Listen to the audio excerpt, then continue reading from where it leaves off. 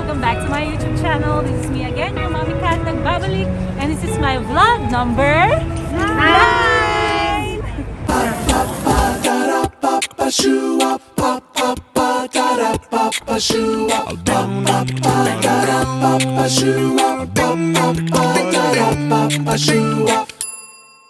Pasensya na po pala sa mga hindi natin nare-replyan ng mga comments at saka mga messages sa YouTube channel natin at saka sa Facebook Messenger. Kasi po medyo natagalan ang pag-vlog dahil from Pampanga, nandito na tayo sa USA!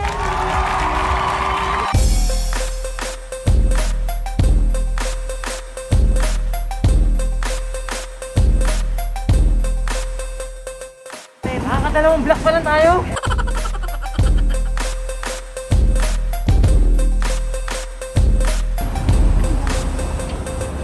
Dito tayo doon.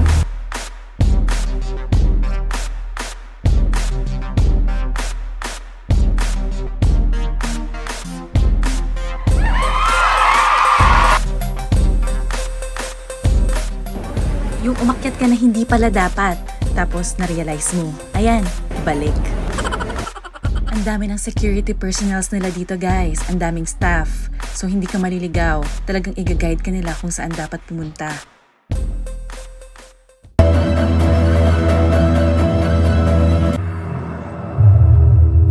Welcome to the Summit. Please exit to your right. Ayan, may pa-shoe cover pa sila para hindi magasgas at madumihan yung glass. Hindi ko rin maintindihan guys para saan ko nung una, pero mamaya it will all make sense.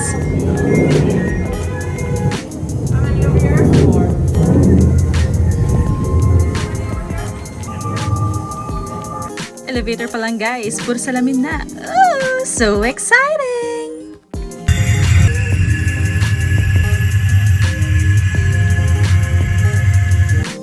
At ilang segundo lang di mo mamalayan na nasa 91st floor ka na pala. So there's my brother-in-law, Kuya Arman, and my sister-in-law, Ate Bamba. Ang ganda guys! Dahil gabi na, nagbabounce back talaga yung light sa mga salamin. Huwag na huwag kayo magsusuot ng skirt or dress dito ha. Alam niyo na kung bakit.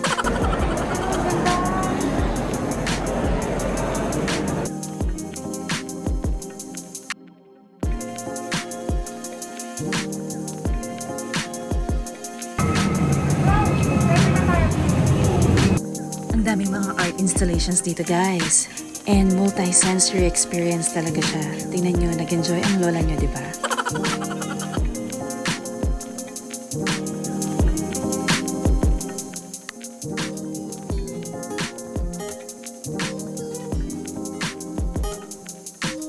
Dito umakyat pa kami ng isang level, kaya kitang-kita mo na yung mga tao sa baba. Scary!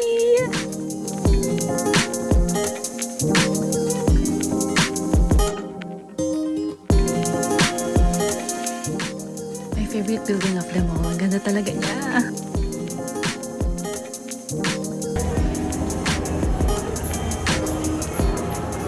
Tanaw na tanaw din namin yung mga nag-ice skating sa Rockefeller Center. Dati sa movie ko lang nakikita to.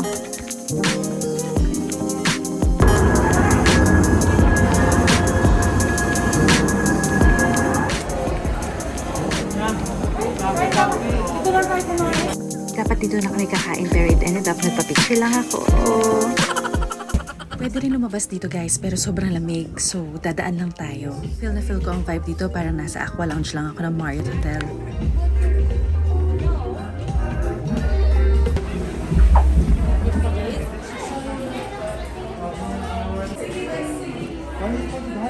Kasi gawa niya yung siguro.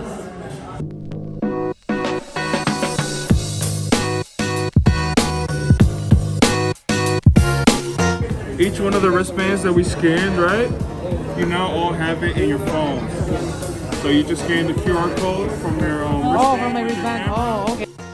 Ang galing guys, napaka-techy. So yan yung mga pictures na nakuha namin from our wristbands.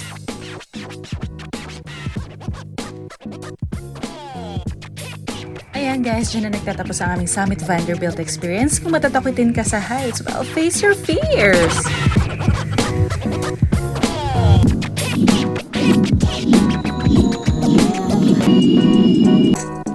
a very pleasing experience, guys. Sana magulit natin siya ng daytime. So yan, katatapos lang namin dun sa Vanderbilt Summit experience at nagugutom na kami. So hahanap muna tayo ng hotdog sandwich. So syempre, sabrat tayo. Tapos punta na tayo dun sa COTE, which is a Korean restaurant na may 1 Michelin star. So excited na kami. So let's go!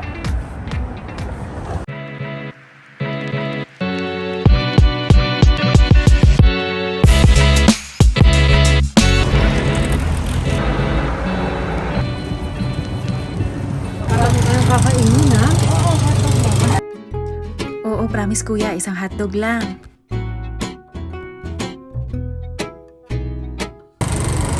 One medium large, hotdog.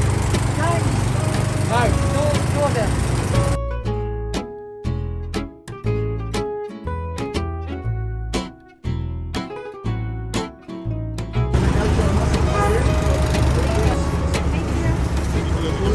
Two waters, yeah. So ito yung kanilang hotdog, yung regular hotdog sandwich. And guys, finally, ilang beses na akong pabalik-balik dito sa New York at matitikman na natin ang sabret. We are now eating New York's #1 hotdog brand. Sarap. Spicy.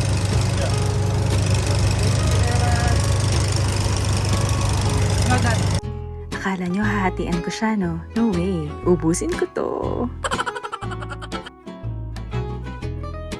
Isa sa mga na-realize ko ngayon tumatanda na is to live in the present. Kaya naman ang pagkain ko sa hotdog sandwich na to, hindi ko pipilisan. Pasensya na po sa mga magugutom.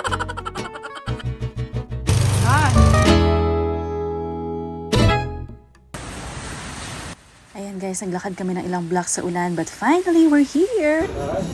Yes. Let me see your vaccination card and ID, please.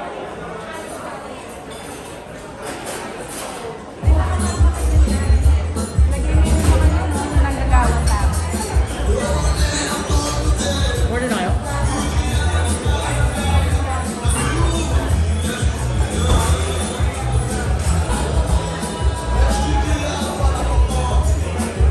What's the order? Ayan, sinamantala na namin, nag-order kami ng cocktails since wala ang mga bata. Ayan na, nag-order ako ng Eclipse. Tequila base siya at merong lemon juice and club soda.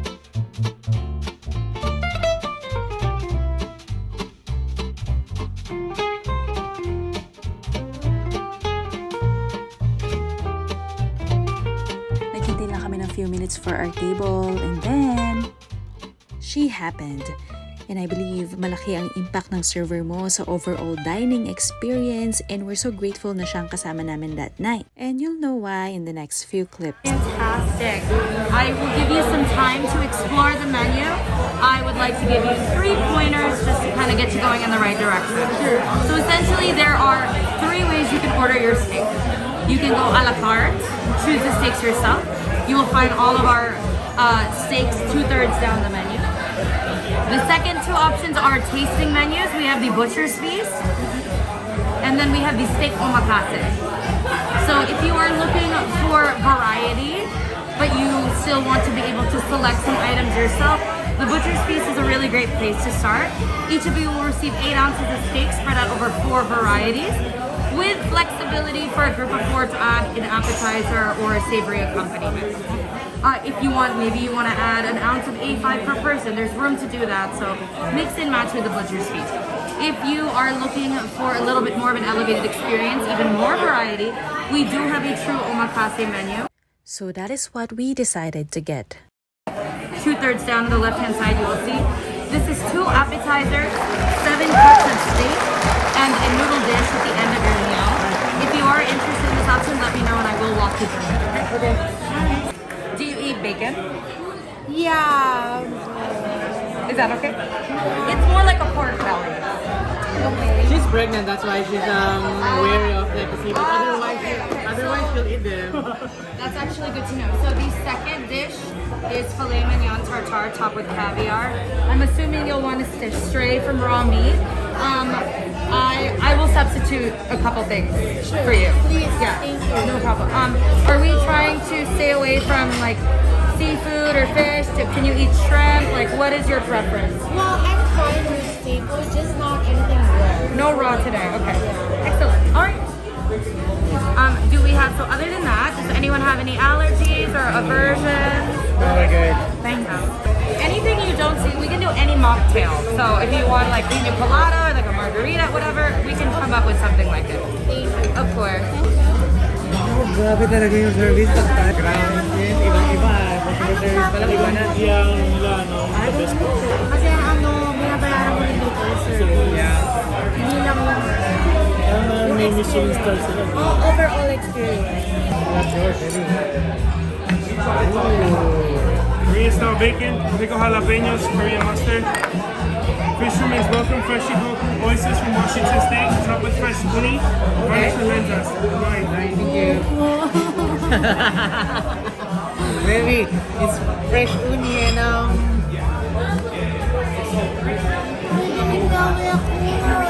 don't know, is it Korean style bacon?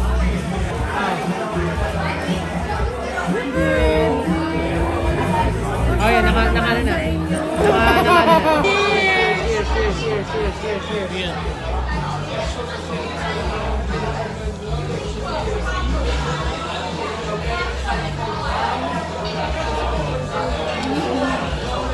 Ang sarap naman kasi talaga guys, fresh uni and oyster for the win. Bro, legit. Yaman. How was it? So kahit papano nasatisfy naman ang buntis sa kanyang first appetizer. Take the bar with caviar. Here we have your steak and eggs. Oh, steak and eggs. Filet mignon steak tartare. Thank you. Maybe this is our first caviar experience. Tasting on a steak and eggs. Steak and eggs. I don't know how to eat this. We should ask. So how do we eat this? Like the way we put it here? Yes, so you're going to take this. Yeah. And I would mix it. I would just kind of take a little corner of it. Okay, don't And mix then- it, okay. Yeah, and then you're just gonna kind of do like a full, we're New Yorkers here, so you gotta do a full schmear. You wanna get it all Yeah. over the toast. Okay. Okay? Alright, sounds good. So jealous. You're better than me. I'm like, if I was pregnant, I'd be like, let me have just a teeny bite. I did. So build, oh, you already tasted it. Yeah, she did, yeah. Build the resilience, you know? No, exactly. Oh my goodness. O diba, parang microbiology class lang to. Nag-shmear lang tayo sa ating petri dish. Right, tell me. It's so good, right? I know. Amazing. I mean, the toast is perfect. It's like eating corn, 10 times better. Kahit yung toast, grabe, kahit yung toast. Ayan na guys, this is the moment of truth. Nandito na ang ating mga meat at ang ating mga side dishes. O diba, parang samgyupsal lang sa Pilipinas yan. Filet mignon, skewer steak, 45 days ribeye, ribeye eye, the ribeye cut, American Wagyu COTE steak, and the A5. Alright. It's coming to 2 for you in a second. Wala silang regular kimchi. Paano ubusan? Right, we have rendang. It's mostly fermented soy, lots of garlic, a little bit of sugar, gochujang, which is a Korean spice, scallion, sesame, and soy sauce. So basically everything is in it. This is going to be your steak sauce for the evening. Cucumber pickle, and of course daikon radish. So please go ahead and dig right into those. Really great for opening up your appetite. We have some 45-day dry-aged beef fat that we're going to use to season the grill. And then we're also going to be grilling button mushrooms and rice cakes. Alright. So the first cuts we have are your fresh cuts or your wet-aged cuts. We have the filet mignon and the skirt steak.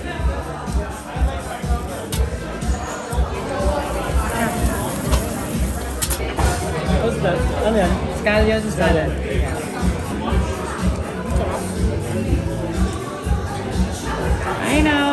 am I doing? But I promise it's gonna make sense.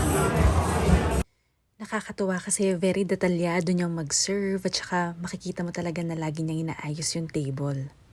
So the first cut we have is the filet mignon, which is cut from the smaller part of the tenderloin.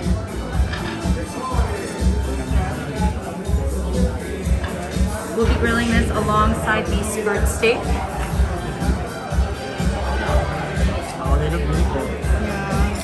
So we like to do these side by side because they are so incredibly different from each other. While the filet is all about that soft, pillowy texture, Right. the flavor is very delicate.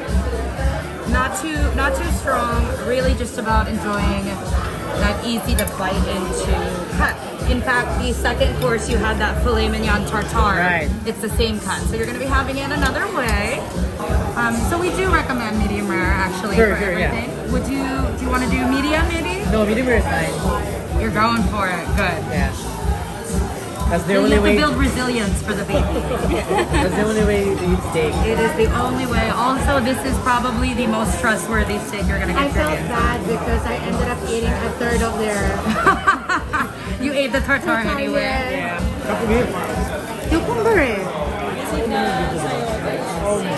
Ito panlipinigil ko. Alam mo, pwede pala ipigil. Pwede pala ipigil to. Eh, nangingitim to, di ba?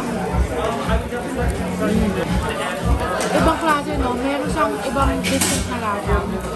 Compared sa mga, regular. Alam, ang ganda ng pagkakapigil nila, no? Napaka, crunchy. Yung What's pa. this one? Sayote, right?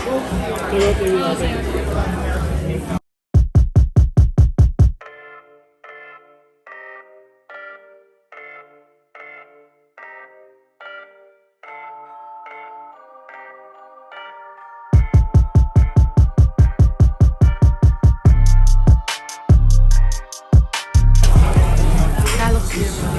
So like I said, so the first cut you're gonna have a bite on its own. The second cut, if I may. So this is red leaf lettuce. Some of my favorite lettuce. It is so fresh, it is so crunchy. You're gonna take your semdang.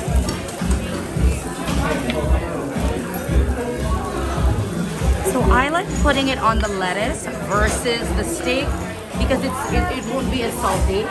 Right. Tastes a little better that way. And you're gonna put a little bit of this inside. Okay, and then you'll put a piece of the steak inside. Okay. Very citrusy, sweet. This is like kind of sweet. And watch as these cook a little longer. Once they render, you're gonna put it on your plate.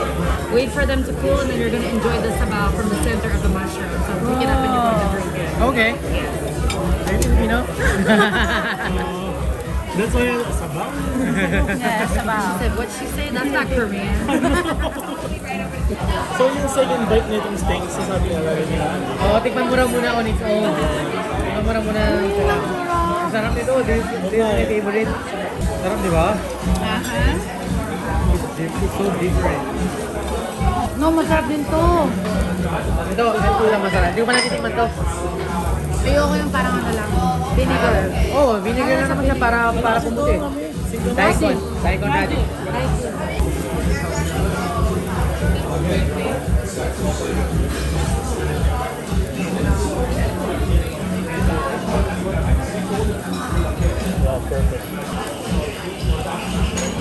So let that cool down. It's very hot. Alright. But I promise you this, it's so delicious. It tastes like umami. A little salty.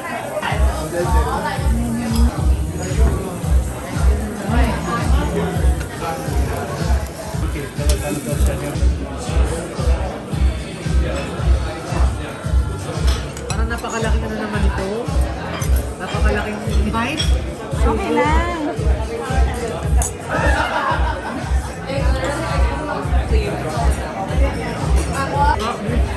Oh, sarap na.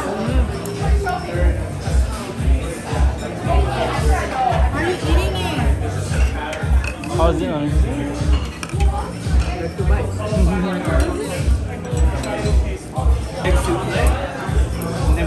chicken cheese here for you.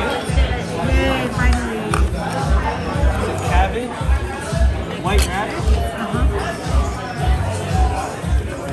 And I'll put the perilla leaf kimchi up. Alright. What's that? Perilla something leaf. Ferrero leaf. What is it for? It's just a pickle. Oh, manyapin? Kapin? Kunyo.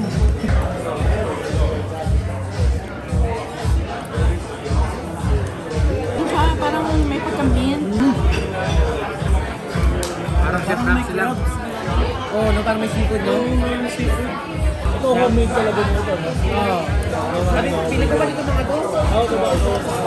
Okay. So we have two parts of the ribeye. So when you're looking at the ribeye, you know, it kind of looks like a number 9. The center, which is this piece here, is the eye. And then this piece on the outside, the fattier piece, this is called the...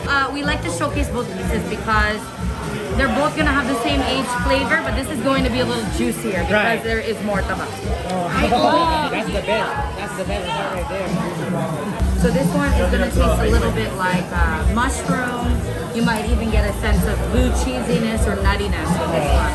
And I highly recommend eating this with the kimchi. In fact, would you like any refills? Would you like more cauliflower, more daikon? Are we in a good place right now? Yeah, kimchi, absolutely.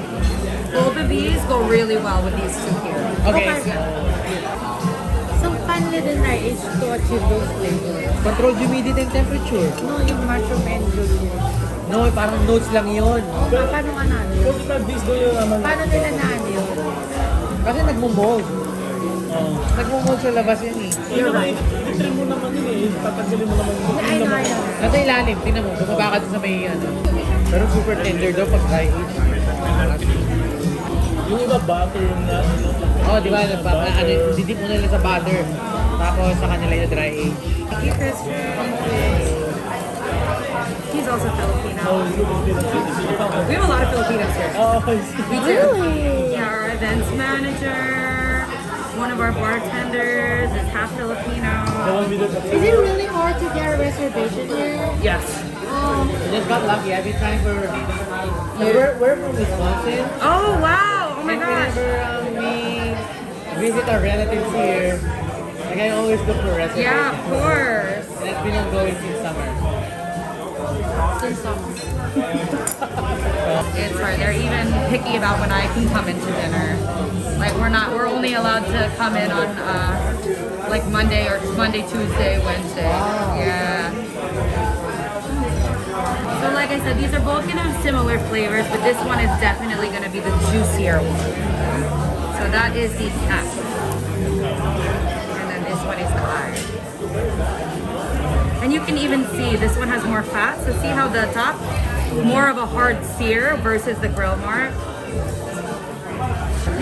Ang notes lang ng mushroom. You can already tell. So good. It's just salt, but it's so good. I know.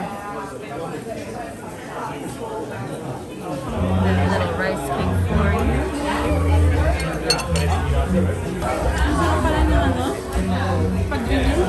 Sa kailan na ba tayo? Ang lima na yan. Sa Pilipinas, tubig-tubig to. Parang ma-water siya. American waffle. So this next cut is my favorite that we have in the whole restaurant. This is the American Wagyu COTE steak, the lower chuck flat tail of the cow. So this piece right here, between the third and fourth rib of the cow. This is a very special breed because this is a hybrid, a crossbreed between American Black Angus and Japanese Wagyu. So what does that mean for you? You're going to get that really beefy, iron-rich taste, but you're going to notice the texture is a little sexier. It's going to have a little more fat. It's going to be more buttery. Enjoy. Thank you.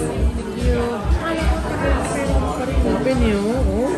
Pink pa din. Kala mo tagal-tagal na yan yung ihaw. Itadakimasu. Maanong pa rin yung American place ng ano eh. Pero super consistent nung bartender. Yung pagka talaga yung cow niya na O yung lasa ng cow. Ibang lasa talaga yung burner nila. Init. Hindi katulad yung sa ano, hindi fat.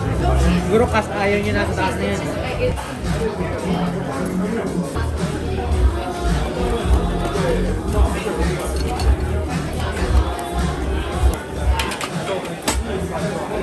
Okay. So next up we have our Japanese Wagyu. What you had last was the American Wagyu. So I know we've been enjoying medium rare. We are going to cook this a little bit differently, so I'm just going to kindly ask that you trust me. Because this is so naturally fatty, very little structural integrity, so it's actually really nice when there's a crust on every side. So we're going to go for a hard sear on every side of the cube if possible. You'll find it's still close to a medium rare, just a little bit on the inside, but it's going to make it, it's going to kind of make it like a meat grilled cheese, which is going to be really good.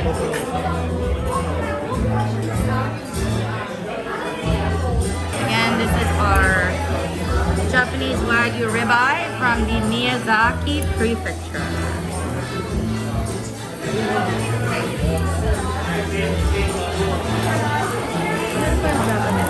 Ano talaga siya, fatty. Yung ano, ribeye. Kaya lang, super hirap talagang lutuin.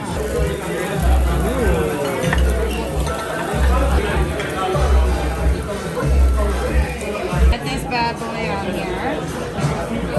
This one tastes like barbecue on a stick. This is my favorite. We have raw A5, but don't worry, the hot anchovy consomme will cook it down.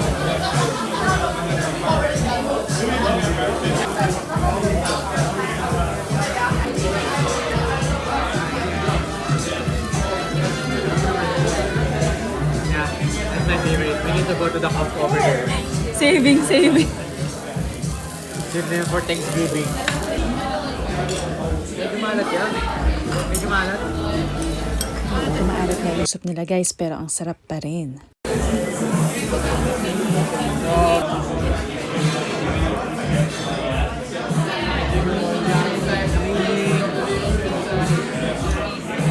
Kapag tinignan mo siya, para siyang yung mga ordinary na pork barbecue or beef barbecue na parang matigas siya.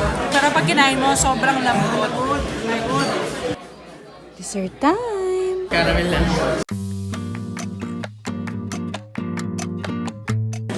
Itong babae ito talagang 5-star. Ay, Nora, wala natin isang tahan. Ako pa dyan, beef. Ano mo lang yung ano, yung tabi sa kuko dyan sa tabi. Hindi, meron. Meron, promise. I'm sorry, but I bet you. Huwag na kayo mag-away guys. Either way, masarap pa rin siya. Oh, ito yung napanood ko sa YouTube noon. Dito nila ini-store ang kanilang mga aged meats. Amazing! Busog na busog.